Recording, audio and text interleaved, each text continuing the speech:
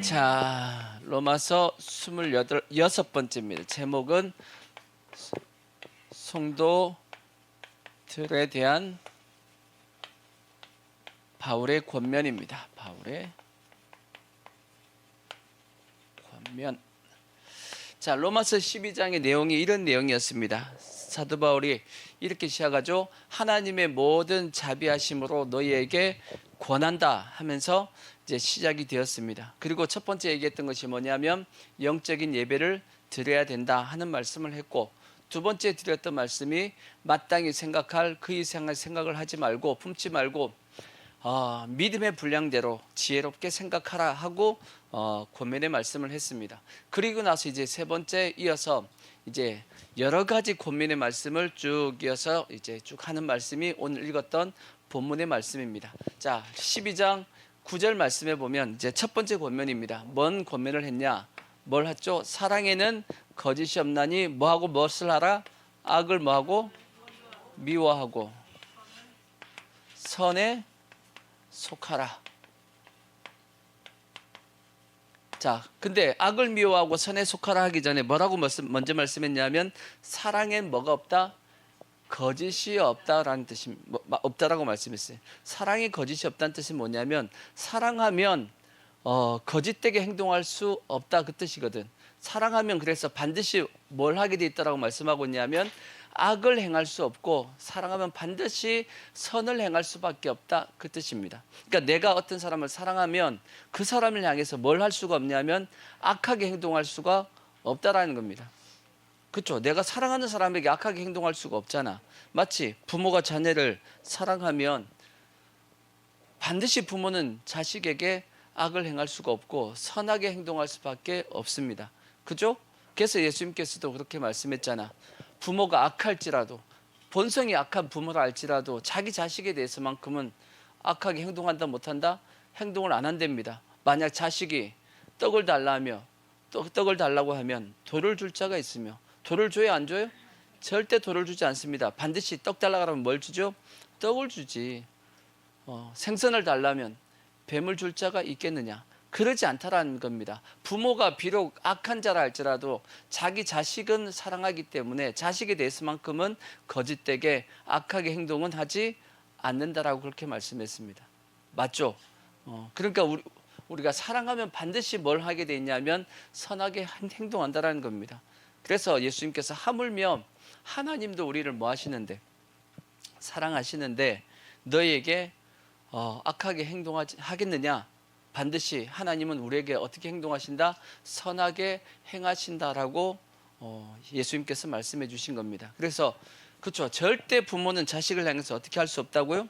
악하게 행동할 수가 없습니다. 왜? 사랑하면 거짓될 수가 없기 때문이다 라고 사도 바울이 말씀합니다.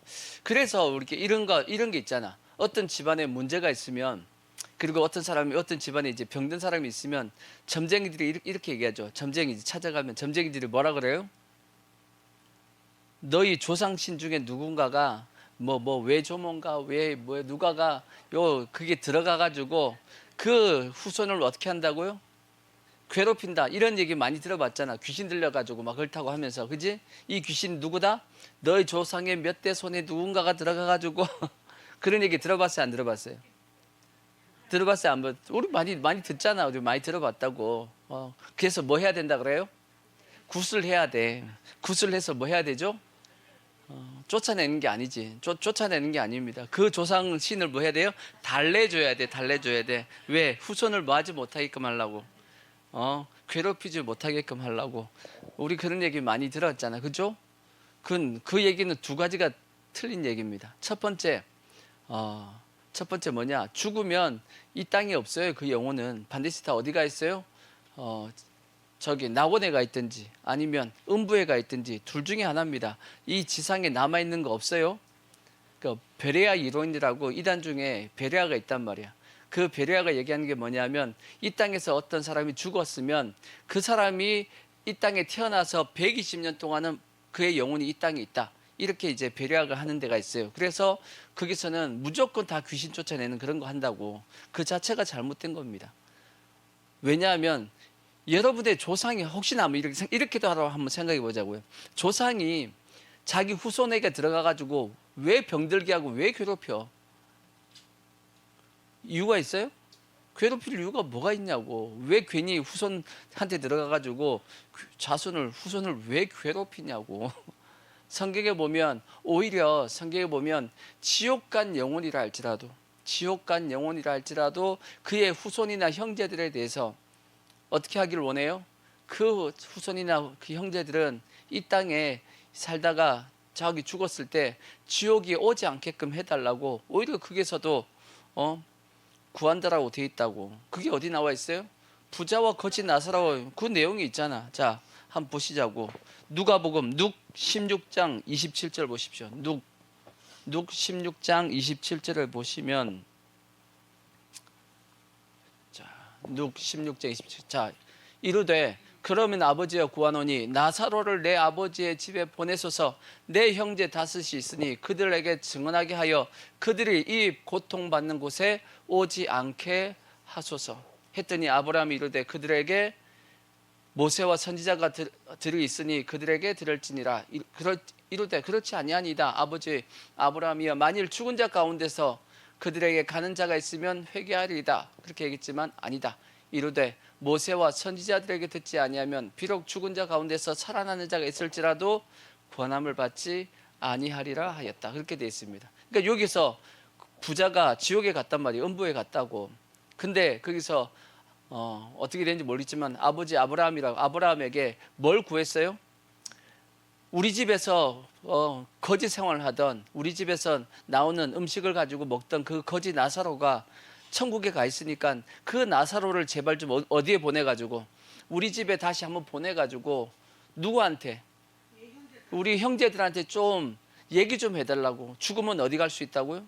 이 지옥에 올 수 있으니까 제발 이 지옥에 오지 못하게끔 하게끔 천국 가게끔 나사로에게 좀 보내달라고 얘기한다고. 그만큼 자기는 지금 현재 어디 가 있어요? 부자가 지옥에 가 있어. 음부에 가 있어. 그럼에도 불구하고 자기 형제들에 대해서는 이 음부에 못 오게 했으면 좋겠다라고. 그렇게 왜 그렇게 했겠어요?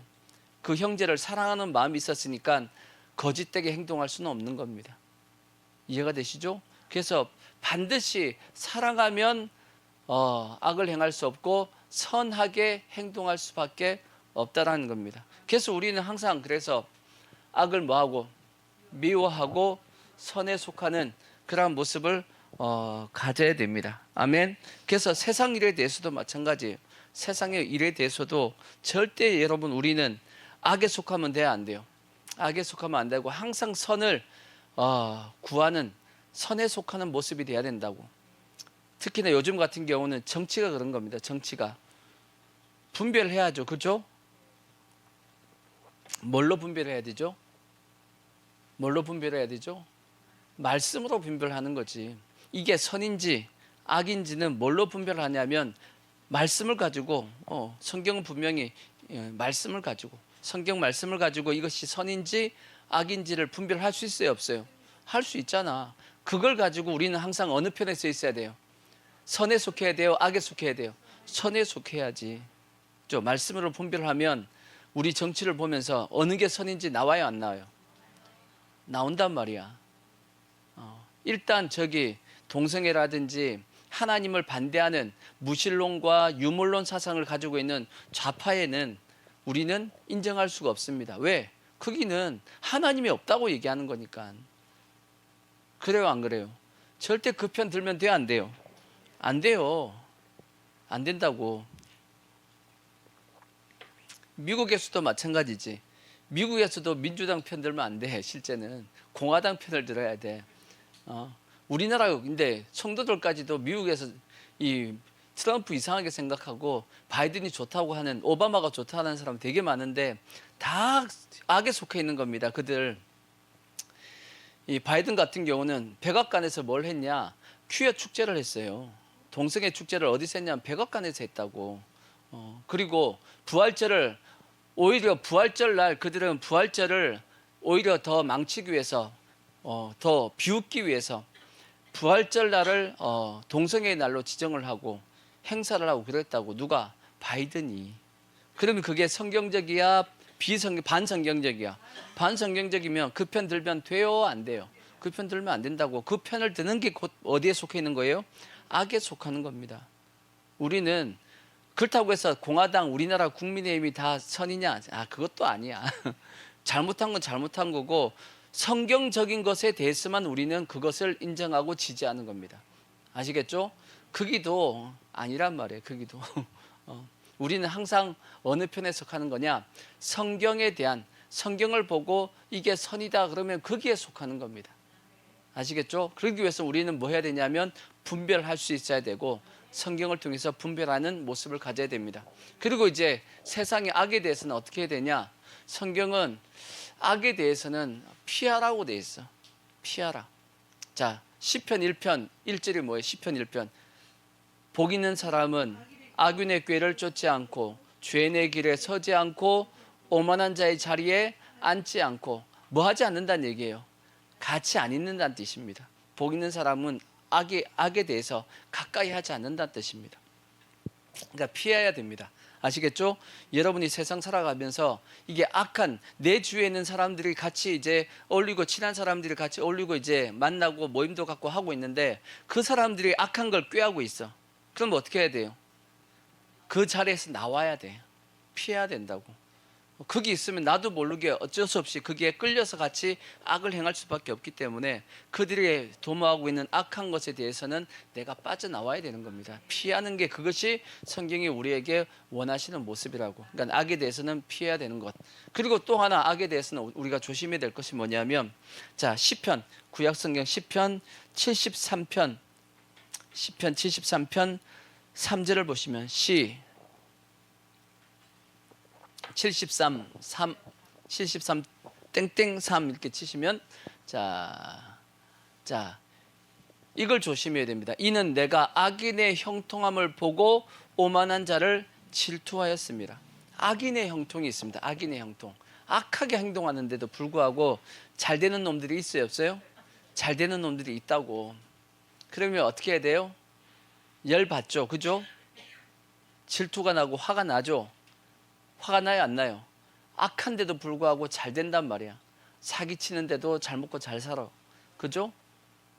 그렇게 있단 말이에요. 세상에 없겠어요? 많단 말이야. 그러면 어떻게 해야 돼? 그걸 보고, 그러면 나도 좀 악을 행해가지고 사기 좀 치고 좀 거짓에 좀 속여가지고 나도 잘 먹고 잘 살아야지 하면 돼요, 안 돼요?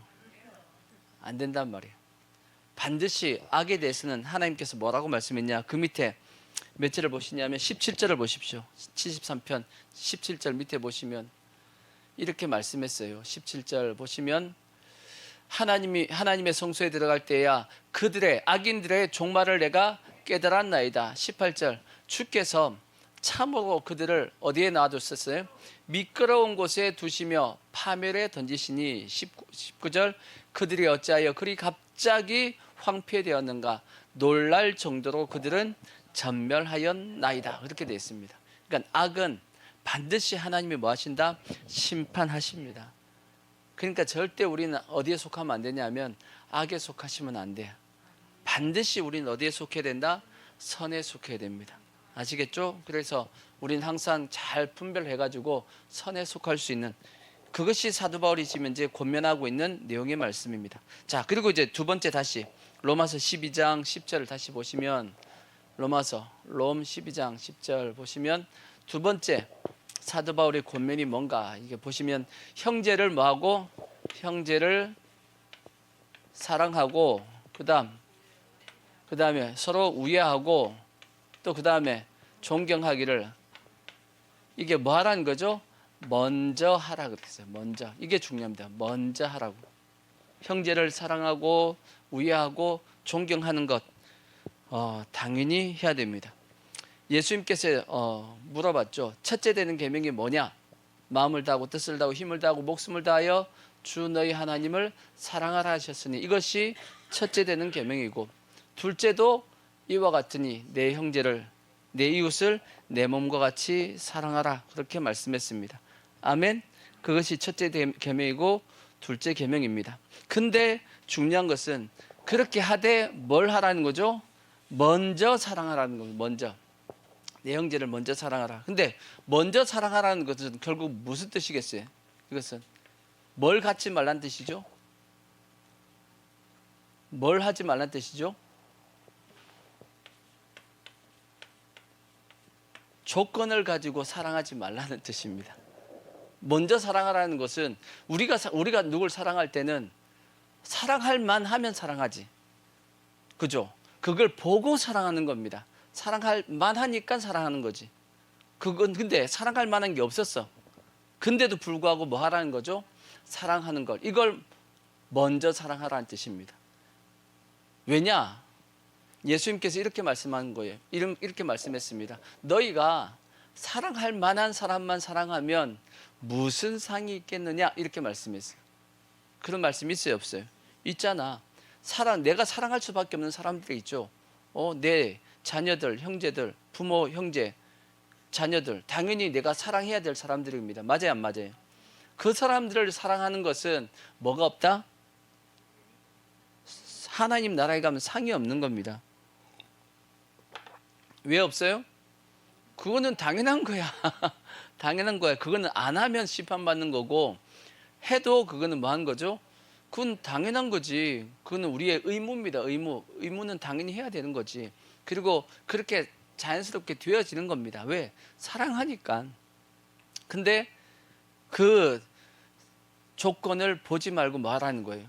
사랑하라고 말씀하고 있는 겁니다. 사랑할 만해서 어떤 관계가 돼서 사랑하는 것이 아니고 그와 상관없이 너는 먼저 뭐 하라? 사랑해라 하고 말씀을 하고 있는 거예요. 왜 그러냐? 지난주 수요일 예배 때 드렸던 말씀이 뭔 내용이냐면 선한 사마리아인에 대한 말씀을 드린 적이 있습니다. 지난주 수요일 날 제가 그때 이런 말씀을 드렸습니다. 자, 선한 사마리아인의 비유가 어떤 내용이냐면 이런 내용의 비유입니다. 어떤 한 율법 교사가 예수님에게 와가지고 질문을 했습니다. 예수님, 어떻게 하면 영생을 얻을 수 있겠습니까? 하고 물어봤어요. 어떻게 하면 구원받습니까? 이렇게 물어봤다고.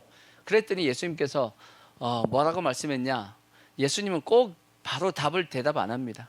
꼭 어떻게 하냐면 다시 질문을 다시 또 합니다. 그래서 예수님께서 그 율법 교사에게 뭐라고 얘기하냐면 그럼 성경에는 뭐라고 적혀 있냐? 뭐라고 쓰여져 있냐? 하고 물어봤다고. 그랬더니 율법 교사니까 잘 알아요, 몰라요? 잘 알지. 그러니까 뭐라고 대답했냐?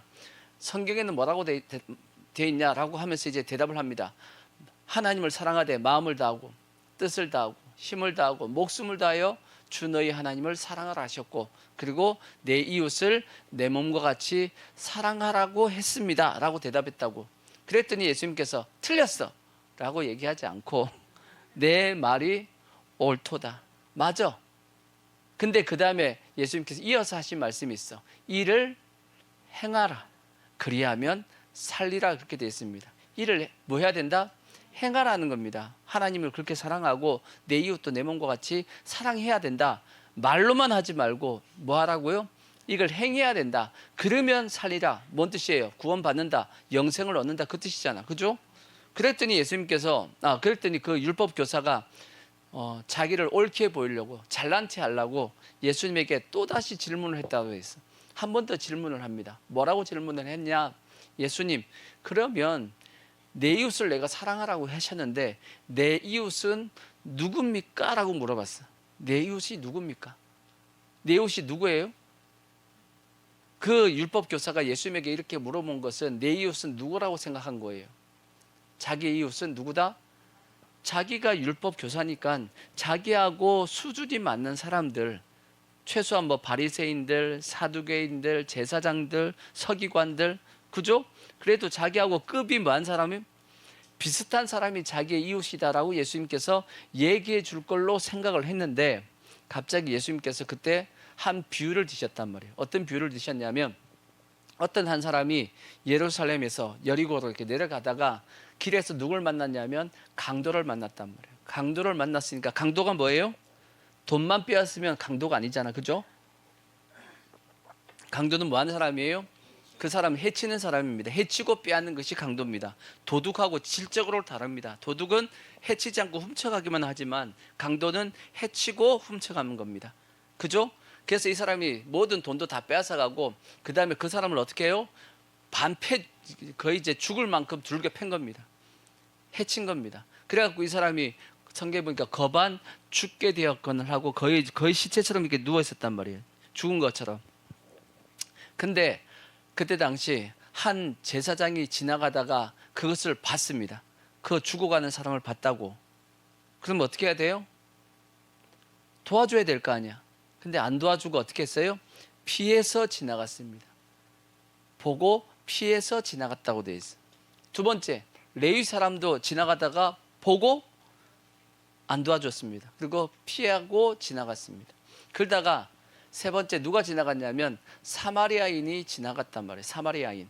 근데 유대인 입장에서 사마리아인은 누구냐면 짐승보다 못한 인간들입니다. 제일 싫어하는, 이방인들보다 더 싫어하는 사람들이 누구냐면 사마리아인입니다. 유대인들 입장에서는 원수 같은 사람이 사마리아인입니다. 왜? 역사적인 어떤 이유가 있기 때문입니다. 그래서 사마리아인, 그들은 인간처럼도 생각하지 않는 그가 지나가다가 이 사람을 보고 어떻게 해요? 불쌍히 여겨가지고 그 사람을 이제 치유해 줍니다. 기름을 바르고 그 사람을 자기의 나귀에 태워가지고 주막에 데려가가지고 주막 주인한테 치료 좀 해달라고. 그리고 혹시나 치료비가 나중에 더 들면 자기가 여행해서 다녀오면서 그 부족했던 그 치료비를 다 대줄 테니까 이 사람 꼭 낫게끔 해달라고 하고 부탁하고 떠났다라고. 그런 비유를 예수님께서 하셨단 말이에요. 하시고 나서 예수님께서 다시금 그 율법 교사한테 뭐라고 질문을 하냐, 이렇게 질문했습니다. 누가, 이 셋 중에 누가 이 강도 만난 사람의 이웃이냐 하고 물어봅니다. 누가 이웃이죠? 사마리아인이죠. 제사장은 이웃이 아닙니다. 레위인도 이웃이 아니죠. 그러니까 이 율법 교사는 자기의 이웃이 누구냐라고 물어봤는데 예수님은 거꾸로 답을 했어요. 강도 만난 자의 이웃은 누구냐? 누가 강도 만난 자는 누구를 자기의 이웃이라고 생각하고 있겠느냐라고 물어봤어. 누가 이웃이에요? 자기를 도운 그 사람이지. 도와줬던 사람을 이웃이라고 생각하겠습니다라고. 맞죠? 근데 이 예수님의 비유에서 예수님이 이 율법 교사에게 넌지시 던지고 있는 그 뒤에 숨어 있는 뜻이 뭐예요? 너는 누구다? 너는 사마리아인 그 사람이 맞다? 아니요. 넌 누구다? 넌 제사장 같은 사람이야. 여기서 지나가는 사람. 그런 뜻이 뒤에 함축되어 있어요, 없어요? 있다라고 봐야지. 예수님께서 쿡 찌른 거 아니겠어요? 그죠? 근데 이게 왜 중요하냐? 이 선한 사마리아인의 비유하고 같이 옆에서 같이 봐야 될 말씀이 하나가 더 있습니다. 그게 뭐냐면 양과 염소의 비유입니다. 양과 염소의 비유. 자, 마태복음 25장을 보시면 마태복음 25장 34절 마 25, 34 이렇게 치시면 마 25, 34. 자, 보십시오. 그때 자, 33절부터 양은 그 오른편에 염소는 왼편에 두리라 그렇게 되어 있어요. 그때 임금이 그 오른편에 있는 자들에게 이르시되 양입니다. 양에게 이르시되 내 아버지께 복받을 자들이여 나와 창세로부터 너희를 위하여 예비된 영영한 나라를 뭐 하라고요? 상속받으라 그렇게 말씀했어요. 누구냐? 축복받을 사람이에요. 내가 줄일 때 뭐 했고 너희가 먹을 거 줬고 내가 목마를 때 너희가 마시게 했고 나그네 되었을 때 영접했고 헐벗었을 때 옷 입혔고 병들었을 때 돌보았고 옥에 갇혔을 때 와서 보았느니라. 이에 의인들이 대답하여 이르되 주여 우리가 어느 때에 주께서 줄이신 것을 보고 음식을 대접하였으며 목마르신 것을 보고 마시게 하였나이까? 어느 때에 나그네 되신 것을 보고 영접하였으며 헐벗은 것을 보고 옷 입혔나이까? 어느 때에 병드신 것이나 옥에 갇힌 것을 보고 가서 배웠나이까? 하리니 임금이 대답하여 이르시되 내가 진실로 너희에게 이르노니 너희가 여기 내 형제 중에 지극히 작은 자 하나에게 한 것이 곧 누구에게 한 거다? 내게 한 것이다 라고 하시고, 그렇다면 이 말씀에 비유해 보면 이 율법교사는 이 말씀에 보면 양이에요? 양은 아니에요? 양은 아니란 뜻입니다. 지금 이 제사장이나 지나갔던 레위인도 양이에요? 양이 아니요? 양이 아니란 얘기잖아. 그러면 어디에 속하냐? 그 다음 보시면 자 41절 또 왼편에 있는 자들에게 이르시되 저주를 받은 자들아 나를 떠나 누구를 위해서 마귀와 그 사자들을 위하여 예비된 영영한 어디에 들어가라? 불에 들어가라. 저희가 어디예요? 저희가 지옥이지 뭐. 근데 왜 지옥에 들어갔냐? 내가 줄일 때 너희가 먹을 것을 주지 아니하였고 목마를 때 마시게 하지 아니하였고 나그네 되었을 때 영접하지 아니하였고 헐벗을 때 옷 입히지 아니하였고 병들었을 때 오게 갔을 때 돌보지 아니하였느니라 하시니 그들도 대답하여 이르되 주여 우리가 어느 때에 주께서 줄이신 것이나 목마르신 것이나 나그네 되신 것이나 헐벗은 것이나 병드신 것에 옥에 갇힌 것을 보고 공양하지 아니하더이까. 했단 뜻이에요? 안 했단 뜻이에요? 그들을 했대 된 거. 했다고 얘기하잖아. 했다고. 근데 했다고 했는데 예수님은 했다는 거 안 했다는 거. 45절 이에 임금이 대답하여 이르시되 내가 진실로 너에게 이르노니 이 지극히 작은 자 하나에게 하지 아니한 것이 곧 내게 하지 아니한 것이다. 그러니까 누구한테 했다는 얘기예요? 자기하고 비슷한 급에서는 했다는 뜻입니다. 근데 누구한테는 안 했다? 지극히 작은 자들한테는 안 했다는 뜻입니다. 그러니까 결국은 사랑하고 존경하고 우애하고 그 모습은 뭘 보고 했다는 뜻이에요? 조건을 보고 했다는 뜻이에요. 조건을 보고. 그러니까 보십시오. 형제를 사랑하고 우애하고 존경을 했어요, 안 했어요? 했다고 얘기하잖아. 근데 어디 갔죠? 영영한 불에 들어갔습니다. 뭘 안 해가지고? 먼저 안 했기 때문이에요. 조건을 보고 했기 때문입니다. 심각한 얘기죠, 어떻게 보면. 그래서 우리도 마찬가지라는 거야. 우리도 뭘 보고 형제를 사랑하면 안 되냐면 조건 보고 사랑하시면 안 돼. 근데 우린 대다수는 뭘 보고 형제를 사랑하냐? 조건 보고 사랑하잖아. 그래 안 그래요? 그렇잖아, 그죠? 그러면 안 된다라는 거야. 내가 그 사람을 사랑해서 그 사람도 내가 사랑할 만하면 서로가 주고받을 수 있는 입장이 되고 비슷한 이런 어떤 수준이 되면 내가 사랑을 하지만 그것이 아니면 내가 도움을 주고 사랑을 베풀었는데 그 사람은 전혀 나한테 그럴 여력이 없어. 그러면 안 도와버려. 사랑하지 않아. 왜? 조건이 안 되니까. 그것은 양의 염소예요. 염소예요? 그럼 우리는 양이야, 염소야? 우리는 양에 속해요, 염소에 속해요? 하여튼 선택은 잘해야 돼. 그래도 나는 양할 거야 이렇게. 또 중간이래네. 양하고 염소하고 중간이면 뭐야 그러면?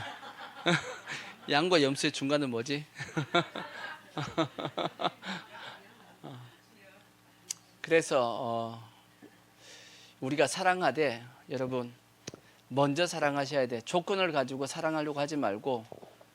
왜 우리가 조건을 가지고 사랑하면 안 되냐면 예수님도 우리를 향해서 조건 없이 사랑했기 때문이에요. 안 그런가요? 요한 1서에 보면 예수님이 우리를 뭐 하셨냐? 먼저 사랑하셨다라고 돼 있어요. 하나님이 우리를 먼저 사랑하셨다.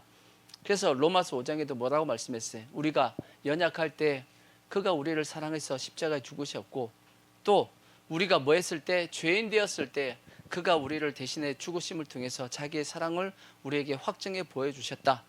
그리고 우리가 더 나아가서 주님과 어떻게 했을 때 왼수 되었을 때도 원수 되었을 때 예수님께서 우리를 사랑해 주셔서 죽어 주셨다라고 말씀했잖아.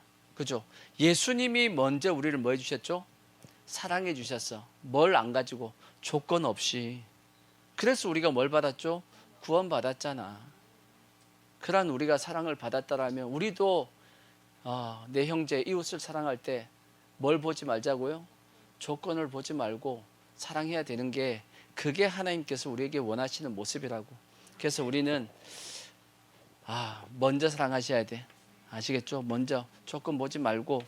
이것을 사도 바울 우리에게 뭐 하고 있냐면 권면하고 있는 겁니다. 조건 보고 사랑하지 말고 먼저 사랑해야 돼 라고 그렇게 말씀을 하고 있는 겁니다. 아멘. 꼭 우리가 기억하기를 부탁의 말씀을 드리고, 자 그리고 이제 그 다음 세 번째 권면의 말씀이 뭐냐? 다시 로마서 12장 11절 보시면 12장 11절. 자, 뭐하여? 부지런하여. 부지런해야 돼. 부지런하여. 그 다음에 게으르지 말고. 게으르지 말고. 그 다음에 열심을 품고. 열심을 품고 또 주를 섬기라. 주의 아버지 좋은 거 다 들어가 있어. 자, 요걸 한 단어로 딱 이걸 열심을 가지고 부지런히 주를 섬기는 것 한 단어로 뭐로 딱 표현하면 좋겠어요? 이거 그렇죠? 충성입니다. 충성. 충성. 그래서 성경에 보면 악하고 게으른 종이 있고 착하고 충성된 종이 있어. 그죠? 그러니까 우리는 주를 섬길 때 충성하셔야 됩니다. 충성. 맡은 자에게 구할 것은 충성이다. 우리에게 직분을 맡기신 것은 우리가 뭐 할 것을 기대하시고 충성될 것을 기대하시고 우리를 충성되이 여겨 직분을 맡기심이니 그렇게 돼 있다고. 아멘. 그러니까 우리는 하나님을 향해서 주님을 향해서 게으르지 말고 열심을 품고 부지런히 주를 뭐 하시라고요? 충성하셔야 돼. 이렇게 충성하는 자를 성경은 누구라고 얘기하냐면 제자라고 그래. 얘기할 제자. 뭐라고 얘기한다고요? 이 사람이 제자란 말이에요. 제자. 아멘. 그래서 우리는 다음 누가 돼야 되냐? 예수님의 제자가 돼야 되는 겁니다. 그래서 예수님께서 마태복음 28장에 뭐라고 말씀했어요? 하늘과 땅의 모든 권세를 내게 주셨으니 너희는 가서 모든 족속으로 뭐하고? 제자를 삼아. 그러니까 우리는 다 예수님의 뭐가 돼야 되냐면 제자가 돼야 돼. 그래서 제자가 돼서 충성하셔야 돼. 열심을 품고 부지런히 주를 다 뭐 하셔야 돼요? 섬겨야 돼. 그게 정상적인 신앙의 모습이에요. 그냥 주일날 예배 드리는 것으로 만족하시면 안 되고 나름 열심히 여러분 열심을 품고 우리가 주를 섬겨야 된다고. 그게 우리에게 권면하고 있는 내용입니다. 그래서 우리가 조심해야 될 것이 뭐냐? 예전에 한 10여 년 전에 유행했던 그 베스트셀러 책이 있습니다. 책 제목이 뭐냐면 팬인가 제자인가, 팬인가 제자인가라는 책이 있었어요. 혹시 들어볼지 모르겠는데 내가 예수님을 지금 현재 섬기는 것이 팬으로 섬기고 있는지 제자로서 섬기고 있는지 그걸 여러 가지 이제 체크를 쫙 해주시는 그런 책이 있었단 말이에요. 팬은 뭐예요? 팬은 그 아이돌한테 아이돌 팬 있잖아요, 그죠? 콘서트 같은데 해봐요. 그 앞에서 막 붕붕 뛰잖아. 뛰어요, 안 뛰어요? 그와 같이 교회에서도 펑펑 뛴다고. 예배 드릴 때 막 찬송하고 막 주님 좋아가지고 찬양하고 막 기도하고 막 한단 말이야. 그거에 잘못된 게 없지. 문제는 뭐냐? 삶 속에서 뭐는 아니에요. 예수님을 따라가지는 않아. 삶 속에서는 예수님을 따라서 살지는 않아. 하지만 예배 드릴 때는 예수님의 뭐니까 예수님의 팬이야.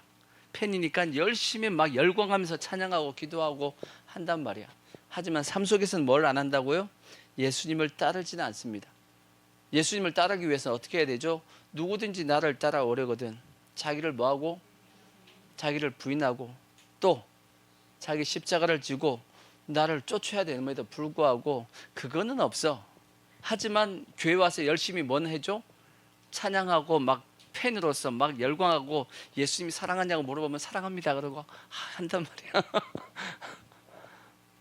그게 뭐냐면 팬입니다. 팬. 근데 예수님은 우리가 예수님을 팬으로서 쫓아다니는 걸 원하시는 것이 아니고 예수님의 제자로서 살아가기를 원하는 겁니다. 그러니까 우리가 다 뭐가 돼야 되냐? 예수님의 뭐가 돼야 된다고요? 제자가 돼야 된단 말이야. 그 책에 보면 팬과 제자의 여러 가지 막 하여튼 내용들이 이제 기록이 되어 있는데 팬은 좀 힘들면 다 떠나갑니다. 제자는 끝까지 따라가는 게 제자입니다. 요한복음 6장에 보면 예수님께서 이제 어떤 내용이 나오냐면 오병이의 사건 나옵니다. 오병이의 사건이 나오고 그 다음에 이제 예수님께서 만나에 대한 말씀을 쭉 합니다. 그러면서 예수님께서 좀 어려운 말씀을 합니다. 어떤 말씀을 하냐면 내 살을 먹고 내 피를 마셔야 된다라고 그런 얘기를 한다고.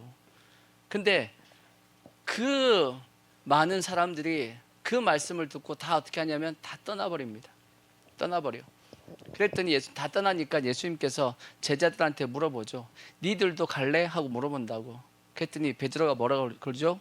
영생의 말씀이 여기 있사오매 우리가 어디를 가오리까 하면서 끝까지 따르겠습니다 하고 했던 말씀이 성경에 기록되어 있단 말이에요.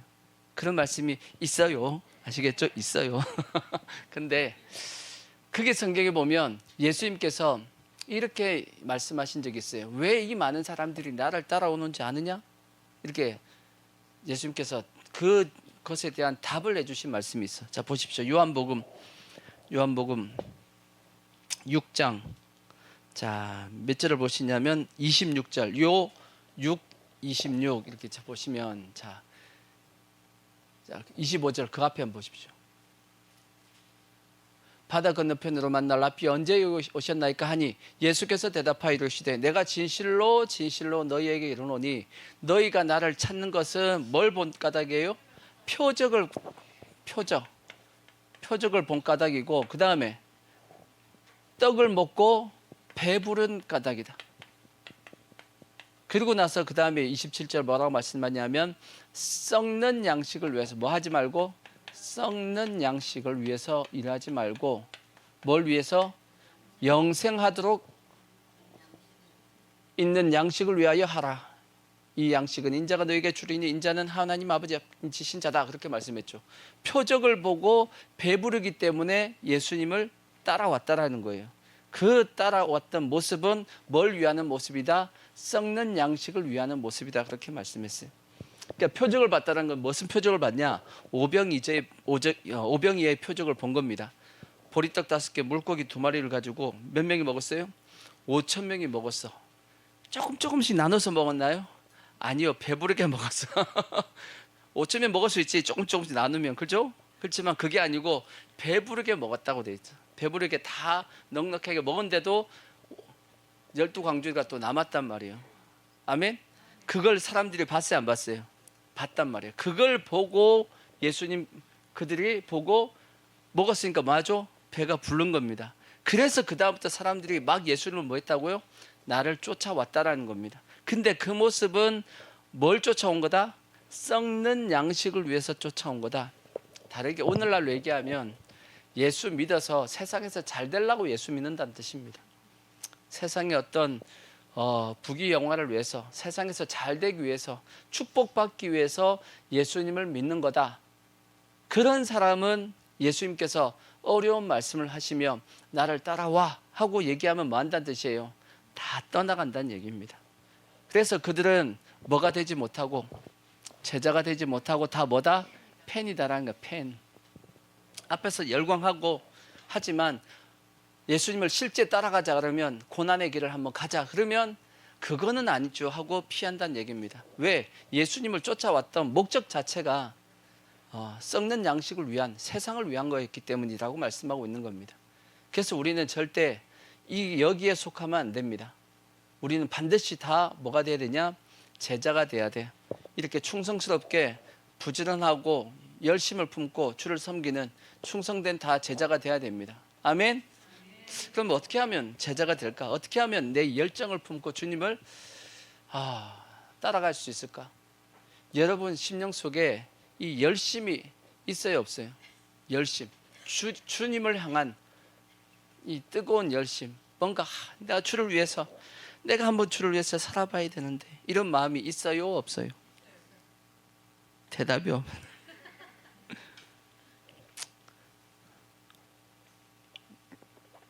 반드시 있어야 돼.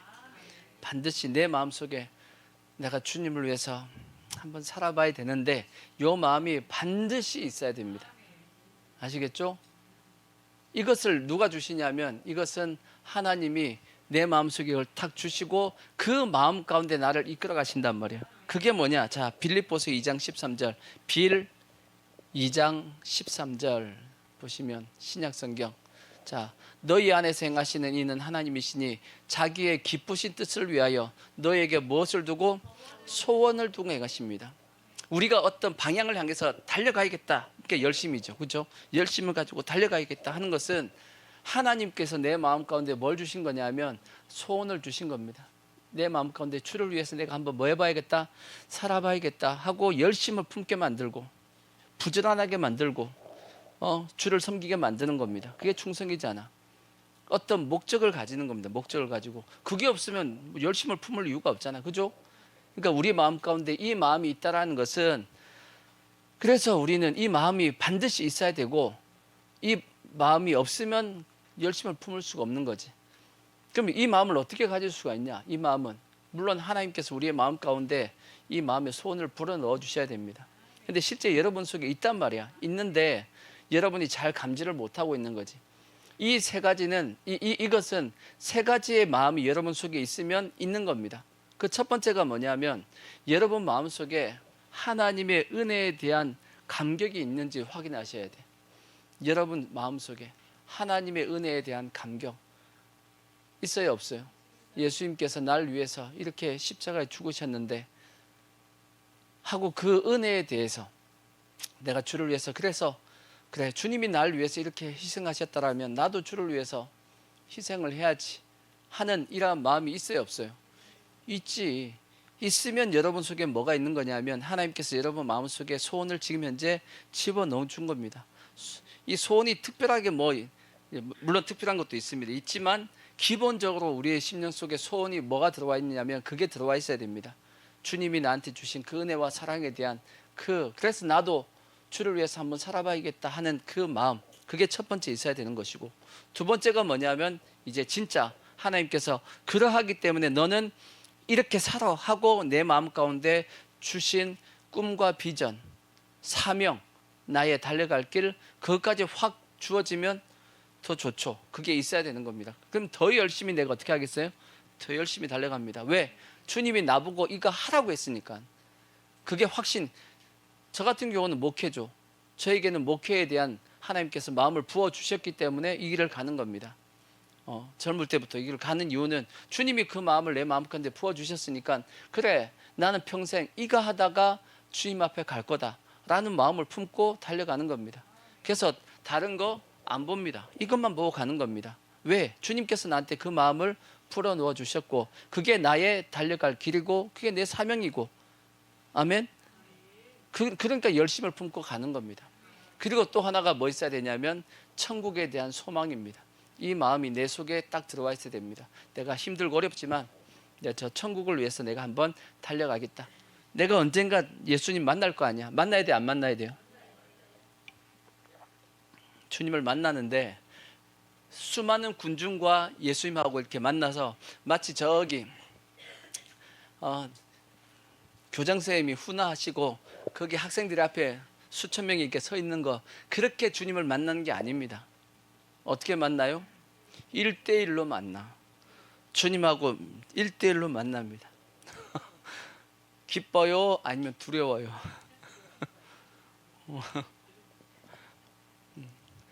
기쁘기도 하지만 두렵고 떨리기도 합니다. 그럼 주님이 그때 나한테 물어보실 거 아니야. 뭐 하다 왔냐? 하고 물어보시면 뭐라고 대답해야 돼요? 성경에 보면 유구무원이거늘 그런 말씀이 있어. 할 말을 내가 못해. 왜 못하겠어요? 내가 주를 위해 살아본 적이 없거든. 그러면 유구무원이 돼버리면 돼, 안 돼? 안 된단 말이에요. 그때 주님 제가요 하고 줄줄줄줄줄줄줄 주님을 막 눈물 흘리면서 자기 있었던 얘기를 쭉 다 할 수 있는 그런 어떤 우리의 어떤 모습이 되면 주님이 우리를 기뻐하시지 않겠어요? 그죠? 우리가 그것을 위해서, 그날을 위해서 우리가 뭐하고 열심을 품고 게으르지 말고 부지런히 주를 섬기는 뭐가 되자고요? 꼭 제자가 될 수 있는, 아멘. 사도 바울이 그것을 우리에게 뭐하고 있냐면 권면을 하고 있는 겁니다. 아멘. 다 그렇게 꼭 되어주길 바라고, 그것이 히브리서 11장에 나와 있는 믿음의 사람들의 모습입니다.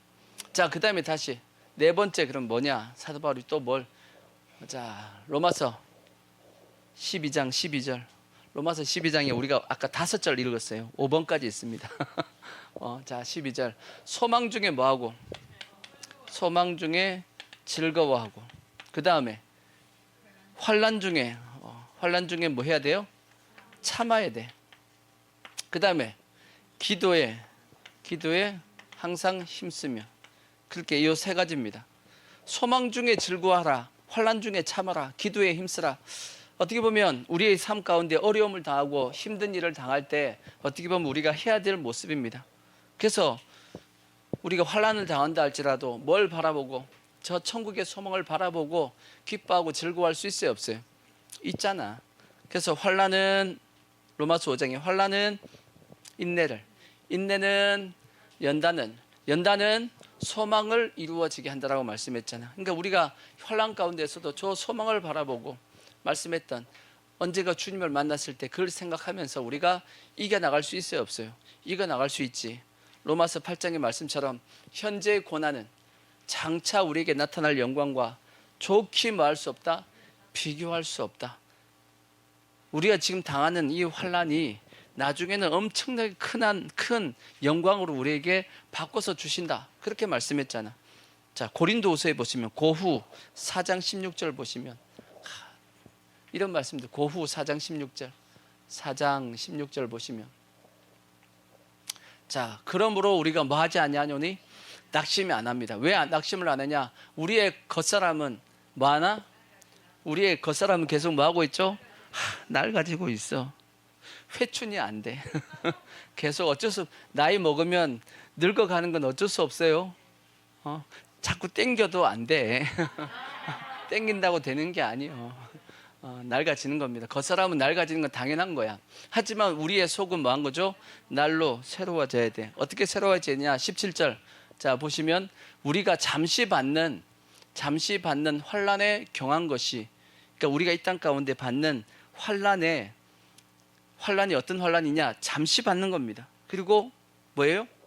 경한 것이다, 가볍다라는 거예요. 우리가 이 땅에서 당하는 환난이 엄청나게 크게 느껴져도 실상 잠시입니다. 왜? 영혼에서 보면 잠시야, 실제 아주 잠시입니다. 근데 우리는 마치 이 잠시의 환난이 먼 것처럼 느껴지냐면 영원한 것처럼 자꾸 느낀다고.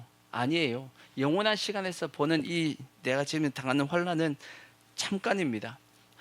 그리고 무거운 게 아닙니다. 경하다, 가벼울 경이죠. 가볍다라고 말씀합니다. 하지만 이것이 나중에 어떻게 되냐? 지극히 크고 영원한 영광에 중한 것을 우리에게 뭐하게 한다? 이루어지게 한다.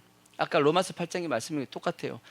고난이 장차 우리에게 나타날 영광과 좋게 비교할 수 없을 만큼 동일하게 환난을 잠시 조금 받았는데 하나님은 그것도 나중에 어떻게 해주시냐? 영원토록 그 환난에 대해서 우리가 견딘 것에 대해서 영원토록 엄청나게 큰 축복으로 우리에게 뭐 해주시겠다? 이루어주겠다. 그래서 18절 말씀 보시면 그래서 우리는 뭘 해야 되냐? 우리의 주목하는 것은 보이는 것이 아니고 보이지 않는 것이니, 보이는 것은 뭐하고? 잠깐이야. 이 세상은 잠깐이야. 하지만 보이지 않는 저 세상은, 하나님 나라는 영원하다. 아멘. 그래서 우리가 소망 중에 뭐 할 수 있죠? 즐거워할 수 있는 거예요. 이거 생각하다 보니까, 저 천국 생각하니까 지금 삶 가운데는 힘들고 어렵다 할지라도 즐거워할 수 있는 겁니다. 그 날을 바라보고. 아멘. 이런 모습이 돼야 된다라고 말씀하고 있는 것이고, 그래서 환난 중에 우리는 뭐 해야 되죠? 참아야 돼. 인내하시고 참으시라고. 여러 가지 환난 당하잖아, 그죠? 여러 가지 가정에 문제가 없는 집이 없어. 다 문제가 가득해. 그죠? 다 문제야. 문제. 근데 뭐 하자고요? 참자라는 거지. 예, 참는 훈련이 되어 있어야 됩니다. 그래야지만 마지막 최후 승리합니다. 우리가 이 스포츠 같은 것도 보십시오. 복싱 하잖아요. 복싱. 권투한다고 생각해 보자고요. 아무리 권투를 잘한다 할지라도 내가 10대 때리면 몇 대 맞냐면 5대 맞아. 맞아야 돼, 안 맞아야 돼요? 때리기만 해요? 아니, 맞기도 하잖아. 근데 10대 때렸어. 근데 내가 5대 맞았습니다. 근데 내가 5대 맞고 쓰러졌어. 근데 10대 맞고 그 사람이 안 쓰러졌어. 그럼 누가 이긴 거죠? 그 사람이 이긴 거야. 내가 10대 때린 거 소용없어. 5대 맞고 쓰러진 내가 지는 거지. 그러니까 우리는 뭐 해야 되냐면 얻어 터지는 훈련을 하셔야 돼. 맞는 훈련을 해야 된다고. 맞아요, 틀려요? 맞습니다. 실제 그래서 권투 선수들 맞는 훈련 해요, 안 해요? 맞는 훈련 합니다. 이렇게 우리 가끔 영화에 보잖아. 때리려고 해가지고 뭐 하잖아. 마찬가지죠. 그것만 있나요? 뭐 유도 선수들을 뭔 훈련하죠? 유도 선수들은 상대방을 넘어뜨리는 훈련만 하는 것이 아니고 넘어지는 훈련합니다. 넘어질 때 절대 유도 선수들은 어떻게 넘어지면 안 되죠?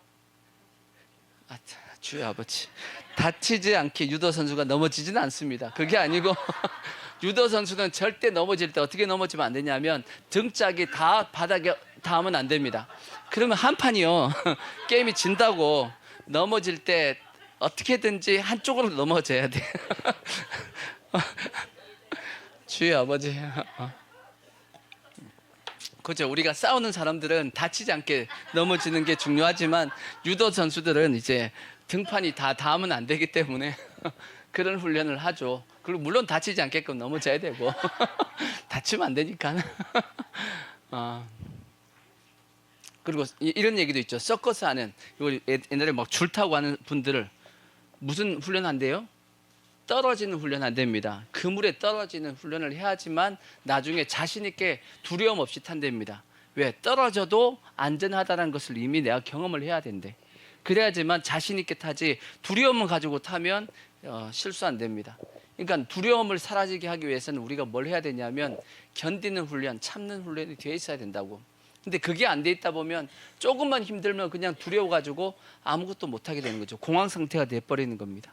그러면 안 되기 때문에 뭘 해야 된다고요? 환난 중에도 우리가 참는 훈련을 해야 돼. 참아내는 훈련을 해야 됩니다. 인생은 환난이 있어요, 없어요? 있어요. 없을 수 없어. 특히나 예수 믿는 사람은 예수님께서 말씀을 했어. 뭐라고요?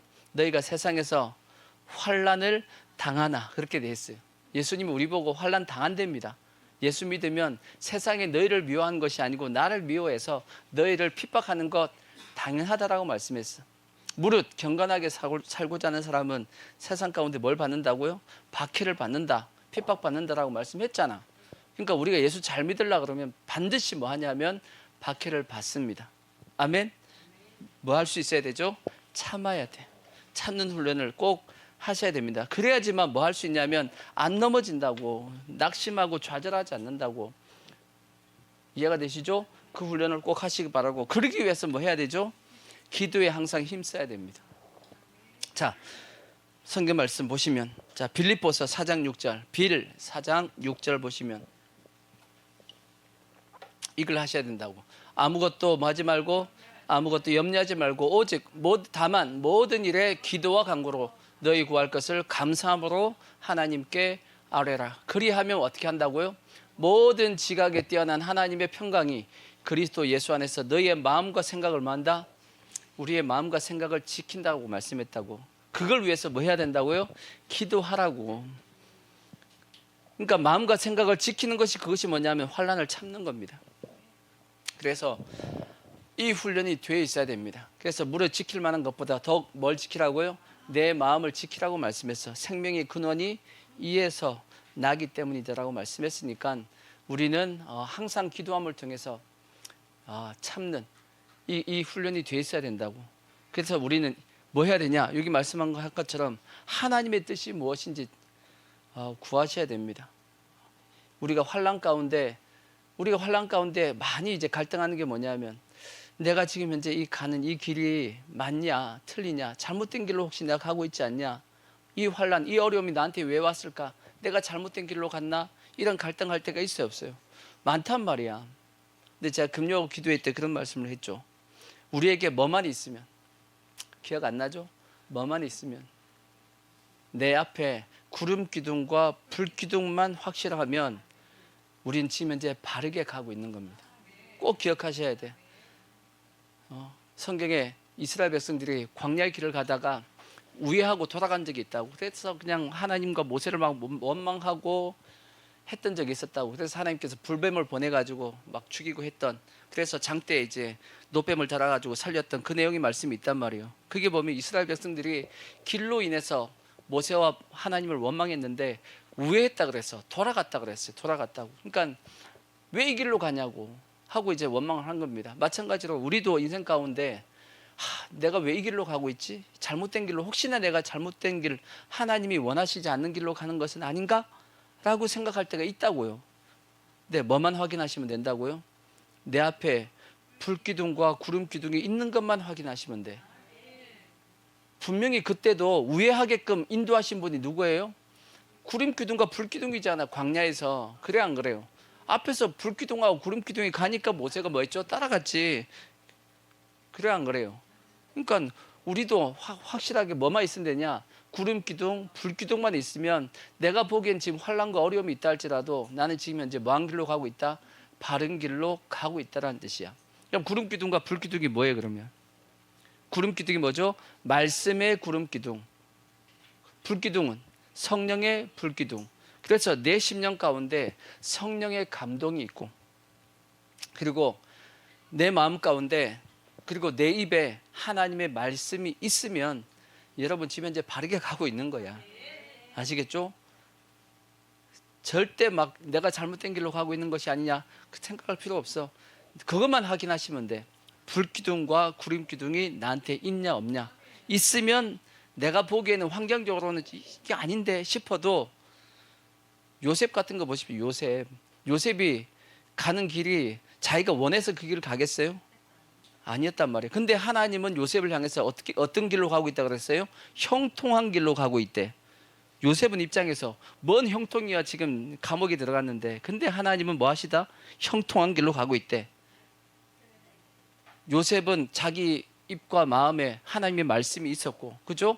성령의 감동이 있었어요, 없었어요? 있었단 말이야. 그러니까 바른 길로 가고 있는 거야. 아시겠죠? 그러니까 우리가 뭘로 지켜야 되냐? 그거는 기도로 지키셔야 돼. 기도로 꼭 지켜서 우리가 환난 가운데, 그래서 소망으로 즐거워하고 환난 가운데 참고 기도에 힘쓸 수 있는 이러한 모습이 꼭 돼야 돼, 안 돼야 돼요? 돼야 됩니다. 자, 이걸 권면했고, 이제 마지막 또 한 가지 더 하면 5번째. 자, 로마서 12장 13절 보시면, 12장 13절 보시면 성도들의 쓸 것, 성도들의 먹을 것, 쓸 것을 뭐하고 공급하고, 그 다음에 손 대접. 손 대접이 뭐예요? 손님 대접을 힘쓰라고 말씀했어. 그러니까 손님이 오시면 잘 대접하셔야 돼. 그런 뜻인가요? 그건 아니고 그 얘기가 아니고, 그럼 일단 먼저 성도에 쓸 것을 공급하라는 건 뭐냐면 구제하라는 뜻입니다. 구제. 그래서 초대교회 보시면 7집사를 세웠잖아, 그죠? 7집사를 세웠던 이유가 뭔가요? 교회 내에 어떤 분들이 있었냐면 과부들이 있어서, 과부. 지금도 물론 요즘은 이제 여성 인권이 있어가지고 여성분들도 직장 다니고 뭐 생활할 수 있는 어떤 상황이 되지만, 예전 저 때는 과부들은 일을 할 게 없었어요. 일이 없단 말이에요. 일을 할 수 없으니까 과부들은 다 가난해. 그래서 누군가의 도움을 받고 살아야 된단 말이에요. 근데 그래서 교회에서 누굴 도와줘야 된다고 말씀했냐면 구제하라, 과부들 도와준다 해가지고 누굴 세웠어요? 7집사를 세운 거야. 7집사들이 재정적인 걸 잘 담당해서 과부들이 생활이 어렵지 않게끔 도와주라 하고 세웠던 게 집사가 세워진 시작 동기입니다. 이해가 되시죠? 그게 그렇듯이 교회는 항상 뭐 해야 되냐? 기본적으로 교회는 구제를 해야 되는 겁니다. 성도에 대한 것뿐 아니라 그 다음에 지역사회에 위한 구제 사역을 반드시 교회는 해야 됩니다. 그것은 교회의 사명이고, 그래서 사도 바울도 갈라디아서 2장에 보면 야고보, 요한, 베드로 다 그 일을 했다고 돼 있고, 사도 바울도 자기도 항상 이 일에, 구제하는 일에 힘쓴다라고 돼 있어. 그러니까 교회는 당연히 구제를 해야 된다, 안 해야 된다? 해야 된다라는 겁니다. 아멘. 그거 하고, 그 다음에 손대접. 손대접이 뭐냐? 이것은 손님 대접하라는 뜻이 아니고, 요때 당시에 손은 누구냐면 전도자입니다. 전도자. 그러니까 이때 당시는 아직까지 뭐가 없었냐면 성경이 없잖아. 있어요, 없어요? 구약 성경이 있지만 신약 성경이 없을 때란 말이에요. 그러다 보니까 이 말씀을 가지고, 복음을 가지고 지역을 다니면서, 교회들을 다니면서 말씀을 전도한 전도자들이 있었습니다. 말씀을 전해주는. 이해가 되시죠? 그러니까 그분들은 온전히 뭐 하신 분이냐면 복음에 헌신하신 분들이야. 근데 그분들을 교회에서 뭐 하라고 말씀하냐면 영접하라고 돼 있어. 영접해서 그분들을 그 교회에서 말씀을 가르칠 때 잘 대접해서 그분들이 이제 생활할 수 있게끔 손님 대접을 잘 해야 된다라고 말씀한 부분입니다. 그러니까 성경에 요한 1서나 요한 3서나 그 부분에 대해서 성경에 기록이 되어 있습니다. 이제 시간이 다 돼서 말씀을 안 찾겠지만, 그래서 요한은 손님 대접하지 않은 데메드리온가 하여튼 막 책망하는 부분도 있습니다. 손님 대접하지 않았다고 막 책망하신 부분도 있고, 그래서 손님을 잘 대접해야 된다. 왜?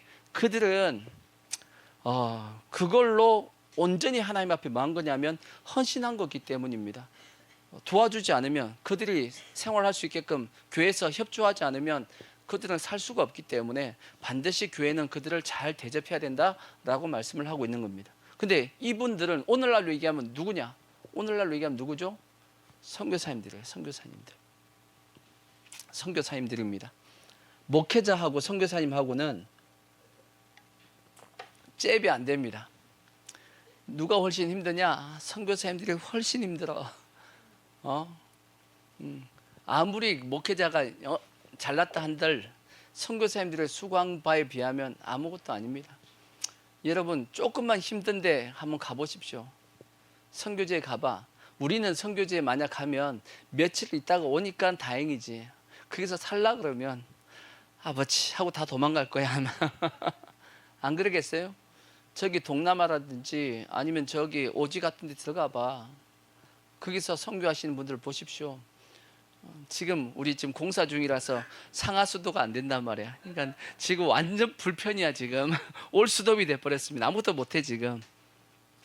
근데 뭐 저기 오지 같은 데 가보십시오. 뭐 상하수도가 어디 있어? 다 물도 다 어떻게 해야 되죠?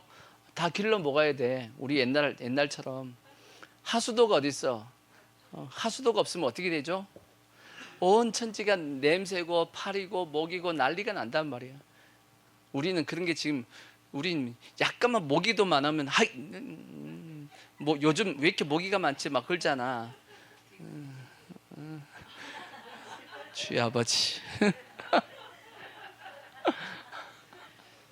근데 선교사님들은 그걸 다 참아내면서 고생하시잖아요. 그죠? 그건 누가 챙겨야 되냐? 이건 교회가 챙겨야 되는 거야. 아시겠죠? 이거는 구제라고 생각하면 이거는 뭐냐면 선교입니다. 선교. 우리가 후원해야 돼. 해야 돼, 안 해야 돼? 이건 해야 되는 겁니다. 교회의 사명이다 라고 생각하고 해야 되는 겁니다. 이렇게 하는 것을 사도 바울이 뭐 한 거죠? 성도들에게, 로마 교회 성도들에게 권면한 겁니다. 권면. 그래서 우리도 마찬가지입니다. 이 사도 바울의 권면을 우리가 받아들여서 우리가 다 이런 모습을 꼭 가지셔야 돼. 아멘. 가져서 성도로서 좀 더 성숙하고 주님 앞에 바르게 신앙생활을 할 수 있는 우리의 모습이 꼭 되어지기를 부탁의 말씀을 드리겠습니다. 아멘. 자, 우리 찬송하고 기도하겠습니다.